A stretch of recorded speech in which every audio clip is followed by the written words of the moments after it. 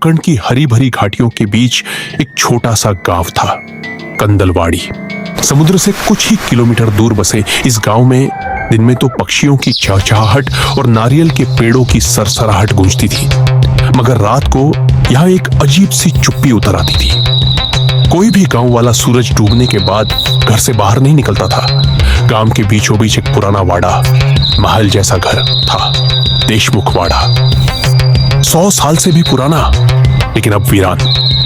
गांव वाले कहते थे वहां रात को लाल कपड़ों में एक औरत दिखाई देती है जो खिड़की से बाहर झांकती है। जिसने भी उसकी आंखों में देखा वो पागल हो गया। शहर पुणे से अमोल नाम का एक नौजवान फोटोग्राफर उस गांव में आया। वो लोकल फोक आर्ट्स और हेरिटेज साइट्स की तस्वीरें लेने निकला था। जब उसने कंदलवाड़ी का नाम सुना तो लोगों ने उसे चेतावनी दी, रात को मत रुकना बेटा, वहां कुछ ठीक नहीं है। अमोल हंस पड़ा। भूत प्रेत जैसी बातें मैं नहीं मानता। उसके कैमरे में सैकड़ों फोटो थी, लेकिन उसे पुराने वाड़े की तस्वीरें चाहिए थी, वही जो गांव वाले शापित कहते थे। शाम ढलने तक वह वाड़े के पास पहुंच गया। घर के आसपास झाड़ियों ने दीवारों को ढंक लिया था। दरवाजा चरमराते हुए खुला और अंदर से एक सीलन भरी बदबू आई। वाह! अमोल ने कैमरा ऑन किया। Perfect location. वह अंदर घुसा। धूल से भरे कमरे, दीवारों पर तेल के दिए की कालिक और टूटी लकड़ी की मूर्तियां हो। अचानक उसे एक पुराने आईने में कुछ हिलता दिखा। एक लाल साड़ी में औरत, बाल खुले और चेहरा सफेद जैसे राख। वह पलट कर देखता है, वहां कुछ नहीं।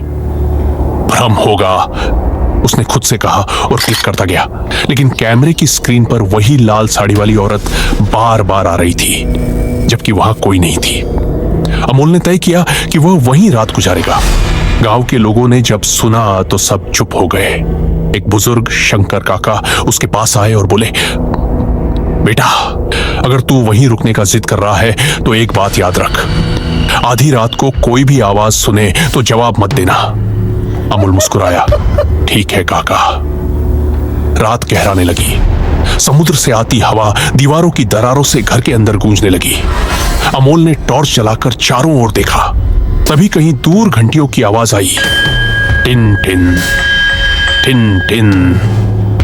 गांव में कोई पूजा चल रही होगी, उसने सोचा, लेकिन आवाज पास आती गई और अचानक दरवाजे के पास रुक गई। टॉर्च की रोशनी फेंकी तो दरवाजे की नीचे की दरार से किसी के पांव दिखे, लेकिन उल्टे। अमोल का गला सूख गया। उसने धीरे से कदम पीछे खींचे। दरवाजे पर दस्तक हुई। थक थक थक और एक औरत की आवाज आई, बेटा दरवाजा खोल, मैं बहुत ठंडी हूं। अमोल को शंकर काका की बात याद आई। आवाज का जवाब मत देना। वह चुपचाप कोने में छिप गया। कुछ मिनट बाद दस्तक बंद होगी। वह सोच ही रहा था कि मामला खत्म हुआ, तभी खिड़की के पास से वही आवाज आई, मैं अंदर आ गई हूं। खिड़की के शीशे पर किसी ने हाथ रखा था, लाल रंग के निशान। सुबह की पहली किरण के साथ अमोल किसी तरह घर से बाहर भाग निकला। गांव वालों ने देखा तो उसके चेहरे का रंग उड़ चुका था। शंकर काका ने उसे पानी दिया और बोले, अब मान गया ना, वो घर शापित है। अमोल ने पूछा, कौन थी वो औरत? काका ने लंबी सांस ली। वो माधवी देशमुख थी, इसी वाड़े की आखिरी मालकिन। करीब 70 साल पहले उसके पति ने उसे धोखा दिया और गांव की एक नौकरानी से शादी कर ली। माधवी ने उसी रात खुद को वाड़े की छत से झोंक दिया। तब से उसकी आत्मा भटकती है। अमोल ने कंधे झटकते हुए कहा, मुझे सच्चाई जाननी है। मैं माधवी देशमुख के बारे में सबूत खोजूंगा। वह तहसील ऑफिस पहुंचा, पुराने रिकॉर्ड खंगाले और पाया कि माधवी की मौत आत्महत्या नहीं थी। रिपोर्ट में लिखा था, संभावित हत्या, पति गायब। लेकिन केस कभी खुल नहीं पाया। अमोल ने फिर वाड़े का रुख किया, इस बार दिन में। दीवारों पर उकेरे गए चिन्ह उसने गौर से देखे। पुराने मराठी अक्षरों में लिखा था, सत्य लपवलम रक्तानम मोकलम होइल। सत्य छुपाया गया है, यह रक्त से उजागर होगा। उसे लगा यह कोई संकेत है। घर के अंदर उसने नीचे फर्श में एक लकड़ी का ढक्कन देखा, जैसे तहखाना हो। ढक्कन खोलते ही नीचे अंधेरा, सीलन और मिट्टी की गंध आई। वह नीचे उतरा और टॉर्च की रोशनी में देखा। दीवार पर पुराने फोटो लगे थे और बीच में माधवी की तस्वीर। उसके हाथ में कुछ था, लाल साड़ी का कपड़ा और खून से सना चाकू। अमोल की सांसें थम गई। अचानक पीछे से किसी के कदमों की आहट आई। वह मुड़ा, वही लाल साड़ी वाली औरत, पर अब उसका चेहरा साफ था, आंखों में आंसू और होंठ कांपते हुए बोले, सत्य दिखा दे, मुझे मुक्त कर। और उसने इशारा किया एक दीवार की ओर।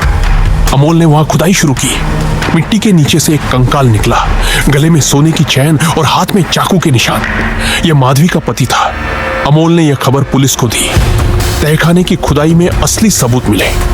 गांव के बुजुर्गों ने दशकों से जिस आत्मा से डर कर जीना सीखा था, उसे आखिर शांति मिल गई। शाम को जब सूरज डूबा तो वाड़े के ऊपर एक हल्की सी लाल रोशनी फैली, जैसे कोई मुस्कुरा रहा हो।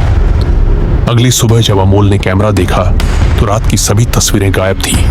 बस एक फोटो बची थी, माधवी देशमुख की, जो खिड़की से झांकते हुए मुस्कुरा रही थी। उसके नीचे लिखा था, धन्यवाद, मुझे सत्य मिला। अमोल शहर लौट आया। उसकी रिपोर्ट छपी। कंदलवाड़ी का श्राप टूटा। लोगों ने उसे हीरो कहा। मगर कुछ हफ्तों बाद उसके साथ रहने वाले दोस्त सचिन ने अखबार में खबर देखी, फोटोग्राफर अमोल रहस्यमय तरीके से लापता। उसके कमरे में सिर्फ उसका कैमरा मिला।